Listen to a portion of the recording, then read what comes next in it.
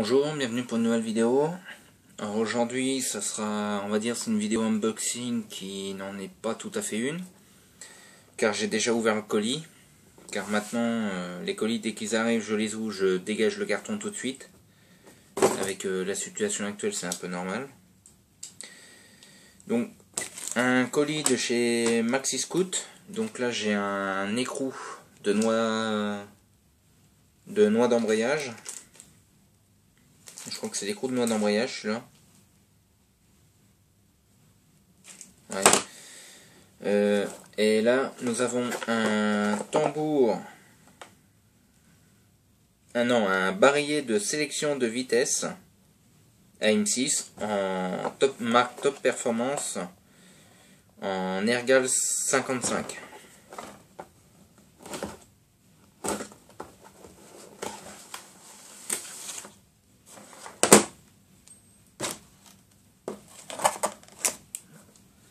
Le tambour de sélection de vitesse. Comme je vous ai expliqué dans plusieurs de mes vidéos, j'ai un problème de sélection de vitesse sur mon DT de 2003. En fait, j'ai les vitesses qui se sélectionnent, sauf qu'elles sautent.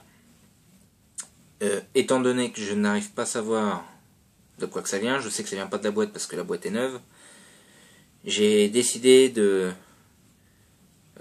changer le tambour de sélection. Car pour moi c'est lui qui a un problème au niveau du verrouillage, donc au niveau des trous qui sont là.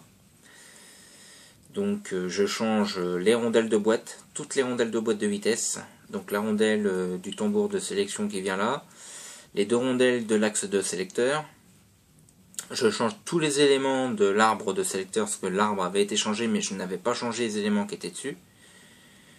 Ça je vous l'avais montré dans ma dernière vidéo unboxing. Je change aussi l'huile de boîte, hein, forcément. Je vais changer toutes les rondelles, cette pièce là, les pièces que je vous ai montré l'autre fois. Alors en fait, ce tambour de vitesse là est beaucoup plus léger que le modèle d'origine. D'après ce que j'ai vu sur Dame Sport, Scoot Fast et Maxi Scoot, apparemment il éviterait les faux points morts. Et il y aurait un passage de vitesse beaucoup plus simple. Et moi qui ai l'habitude de démonter les moteurs à M6, car ça fait déjà 4-5 fois que je démonte mon moteur M6 et j'en avais déjà fait d'autres avant, le tambour de sélection d'origine, je peux vous dire qu'il pèse un âne mort. Je dis pas de conneries, je crois que d'origine ça doit peser aux alentours des 350 grammes, un truc comme ça. Celui-là je pense qu'il doit faire peut-être 100 grammes. Mais je peux vous dire qu'il, franchement, avec deux doigts, hein, même si je le prends avec mon petit doigt, vous voyez, ça pèse rien. Donc ça va être monté quand j'aurai le reste des pièces. Parce que j'attends encore des pièces de chez Scoot Fast. Pour continuer un peu pour continuer le DT, on va dire, pour pouvoir tout faire. J'attends les joints et tout ça, l'huile de boîte, parce que je prends de l'huile Most. Je prends la Most M787, je crois que c'est une des meilleures huiles de boîte que j'ai testées jusqu'à maintenant. Ça, donc je vous disais, c'est l'écrou de la noix d'embrayage. Alors moi je vais vous donner un conseil quand vous refaites vos moteurs à M6, car je le faisais pas avant, il m'est arrivé des surprises. Maintenant ce que je fais, c'est que quand je démonte un moteur à M6, je change, obligatoirement maintenant je le fais, je change l'écrou de la noix d'embrayage et l'écrou du vilebrequin à l'avant sur les deux pignons. Et aussi quand vous mettez des vilebrequins renforcés style Doppler, Arctec et tout ça, je vous conseille c'est d'aller sur Scoot Fast.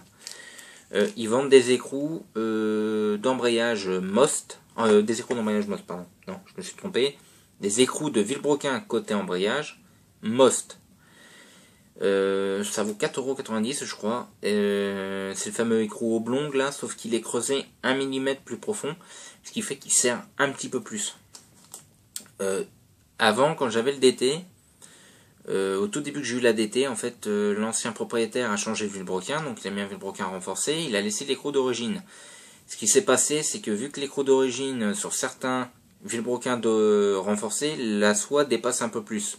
il y a moins de filetage, ce qui fait que quand vous serrez votre écrou, l'écrou est serré, mais en fait le pignon bouge un peu. Et ce qui s'était passé, c'est que vu que l'écrou, on ne pouvait pas le serrer plus du fait qu'il n'y avait plus assez de filetage, le pignon n'était pas assez comprimé, et ça a pété la clavette. Et ça m'a coûté 350 € pour faire refaire cette connerie-là, parce que vu que je ne pouvais pas le faire à ce moment-là moi-même, vu que j'étais occupé. Je vais pas vous raconter ma vie non plus, mais bon. J'étais occupé, j'avais pas le temps de le faire, ça m'a coûté 350 balles. Donc changez, quand vous refaites un bas moteur AM6, vous changez obligatoirement, moi c'est un conseil que je vous donne, vous le changez l'écrou de noix d'embrayage et l'écrou du vilebrequin. Voilà. Donc c'est tout pour cette vidéo, c'était un petit tuto, enfin une petite vidéo unboxing et puis une vidéo aussi pour vous donner quelques petits conseils sur les AM6. Cette pièce là, quand je vais la monter, je vais rouler avec et je vous referai une vidéo pour vous donner mon rendu. Voilà, vous pouvez venir me revoir sur la chaîne YouTube Scooter et Mecaboîte. Vous pouvez vous abonner et mettre un j'aime. En attendant, à plus.